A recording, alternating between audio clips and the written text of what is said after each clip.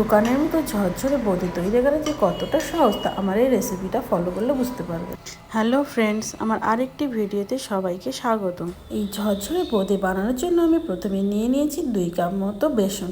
তবে এক্ষেত্রে একটা জিনিস অবশ্যই মনে রাখবেন, বেসনটাকে চেলে নিতে হবে। তার জন্য আমি ছাঁকনির মধ্যে নিয়ে নিয়েছি এবং ভালোভাবে সেটাকে চেলে নিচ্ছি। বেসনটা চেলে না নিলে গোটা গোটা দলা পাকিয়ে থেকে যাবে আর ব্যাটারটা স্মুথ হবে না। স্মুথ না হলে বোঁদেগুলোও ভালো হবে না। এবার আমি অ্যাড করব সামান্য পরিমাণ বেকিং পাউডার। এর মধ্যে কখনোই বেকিং সোডা ব্যবহার করতে যাবেন না। এবার সবগুলো ভালোভাবে মিশিয়ে নিচ্ছি। এবার বেসনের মধ্যে আমি অল্প অল্প করে জল দেব আর ডোটা বানাবো। কখনোই একবারে বেশি জল দেবেন না, তাহলে ব্যাটারের কনসিস্টেন্সিটা ঠিক নাও হতে পারে। আমি অল্প অল্প জল দিচ্ছি আর মেশাচ্ছি। ঠিক এইভাবে প্রসেসটাকে করতে হবে।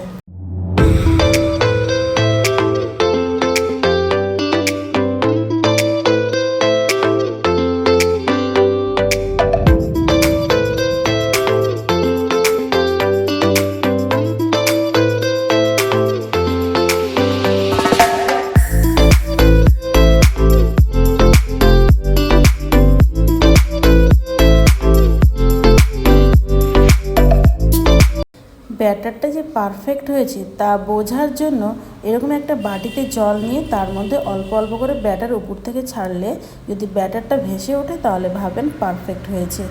দেখতে পাচ্ছেন আমার ব্যাটারটা দেওয়ার সঙ্গে সঙ্গে কিভাবে উপরে ভেসে উঠছে। আপনাদের বোঝার সুবিধার্থে আরও কাছ থেকে দেখিয়ে দিচ্ছি। দেখতে পাচ্ছেন কত সুন্দর উপর দিকে ভেসে উঠেছে। এবার আমি এই ব্যাটারটাকে একটা ঢাকনা দিয়ে ঢেকে রেখে দেবো 20 মিনিটের জন্য। ফিরে আসছি 20 মিনিট পর। এবারে আমার ব্যাটারটা পুরোপুরি রেডি হয়ে গেছে। আমি এখান থেকে দুটো বাটিতে অল্প পরিমাণ ব্যাটার তুলে আলাদা করে নিচ্ছি। আমি বোঁদেটা কালারিং করব, তাই দুটো বাটিতে নেওয়ার কারণ হচ্ছে দুটো কালার মিক্স করব। কালার মিক্স করাটা একটা অপশনাল, আপনারা চাইলে মিক্স করতেও পারেন আবার নাও করতে পারেন, এক কালারও রেখে দিতে পারেন, তাতে কোনো অসুবিধা নেই। আমি একটা বাটিতে মিশাচ্ছি লাল কালার আর একটাতে দেবো সবুজ কালার। দেখছেন কত সুন্দর হয়েছে কালারটা। এবার দিয়ে দিচ্ছি সবুজ কালারটা।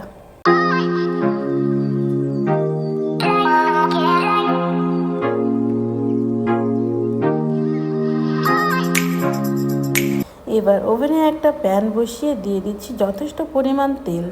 যেহেতু বোঁদেটা ডুবো তেলে করতে হবে তাই তেলের পরিমাণটাও বেশি দিতে হবে। আর আমি এরকম একটা হাতা নিয়ে নিয়েছি, হাতাটাকে আগে গরম তেলে ডুবিয়ে নিচ্ছি। আমি আপনাদের দুটো উপায়ে বোঁদে বানানোর সঠিক পদ্ধতি দেখাবো। এবার প্রথমে এর মধ্যে দিয়ে দিচ্ছি নর্মাল যে ছিল ব্যাটারটা। এই ব্যাটারটা একটু ঘন করে নিয়েছি, কারণ এটাতে আমি দেওয়ার পর হাতাটাকে একটুখানি ঠুকে ঠুকে বোঁদেগুলো বানাবো। আমি ঠিক যেভাবে বানাচ্ছি দেখতেই পাচ্ছেন, ঠিক এইভাবে প্রসেসটা এটার হবে।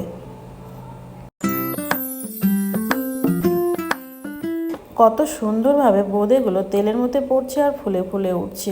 আর প্রত্যেকবার ব্যাটার দেওয়ার আগে হাতাটাকে আগে ভালো করে পরিষ্কার করে নিতে হবে, না হলে কিন্তু ভালোভাবে পড়বে না।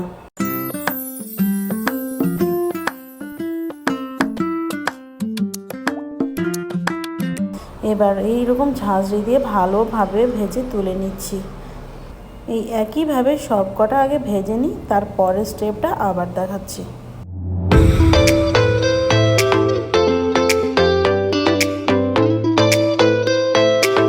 বোঁদেটা যেন খুব বেশি লাল না হয়ে যায় সেদিকে অবশ্যই লক্ষ্য রাখতে হবে। দেখছেন কত সুন্দর গোল্ডেন কালার হয়েছে।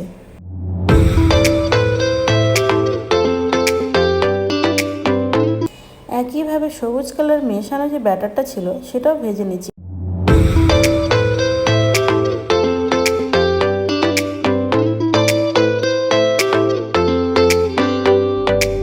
এবার দেখাচ্ছি আর একটা পদ্ধতি। এই বেলায় একটু ব্যাটারটাকে পাতলা করে নিতে হবে, তাহলে এরকম হাতার মধ্যে দেওয়ার পরে আর ঠুকতে হবে না, হাতাটা শুধু ধরে রাখলেই হবে। আর এই স্টেপে যে বোঁদেগুলো তৈরি হয় সেগুলো সাইজ একটু বড় হয়, দেখতেও বেশ ভালো লাগে।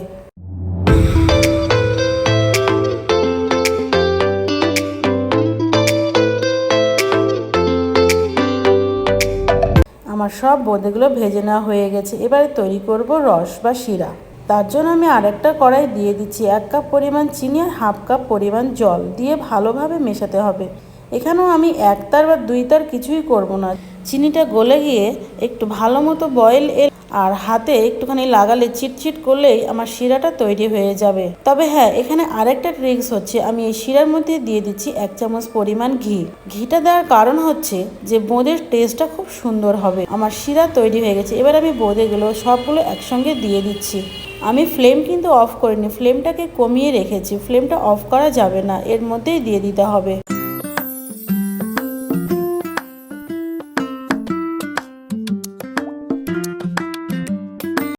সবগুলো বোঁদে দেওয়া হয়ে গেছে, এবার একটুখানি ভালো করে নেড়ে ঢাকনা দিয়ে 2 মিনিটের জন্য লো ফ্লেমে ফুটতে দেব। তারপর ফ্লেমটা অফ করে রেখে দেব 15 থেকে 20 মিনিটের জন্য। তাহলেই রেডি হয়ে যাবে ঝরঝরে বোঁদে। তবে আমি যে অনুপাতে রেশিও দিয়েছি চিনি এবং জলের, তা এই রেশিওটা ঠিক রাখলেই বোঁদেগুলো ঝরঝরে হবে। আমার এই ভিডিওটা যদি আপনাদের কাছে ভালো লেগে থাকে তাহলে অবশ্যই লাইক, শেয়ার ও কমেন্ট করতে ভুলবেন না প্লিজ। আর যদি আপনি আমার চ্যানেলের প্রথম ভিউয়ার্স হন তাহলে চ্যানেলটি অবশ্যই সাবস্ক্রাইব করে পাশে থাকা বেল আইকনটি প্রেস করবেন পরবর্তী নোটিফিকেশনের জন্য। দেখুন কত সুন্দর পারফেক্টভাবে দোকানের মতো বোঁদে তৈরি হয়ে গেছে। আপনারা যদি আমার এই টিপ এবং ট্রিক্সগুলো ব্যবহার করেন তাহলে অবশ্যই আমার মতো আপনারাও বাড়িতে সুন্দর বোঁদে বানিয়ে নিতে পারবেন। ধন্যবাদ পুরো ভিডিওটি মনোযোগ সহকারে দেখার জন্য। আবারও দেখা হবে অন্য কোনো ভিডিওতে, অন্য কোনো ভিডিও নিয়ে। ততক্ষণ ভালো থাকবেন, সুস্থ থাকবেন, আর আমাদের জন্য অবশ্যই দোয়া করবেন যেন আমরা আরও এগিয়ে যেতে পারি আর আপনাদের এত ভালো ভালো ভিডিও দিতে পারি।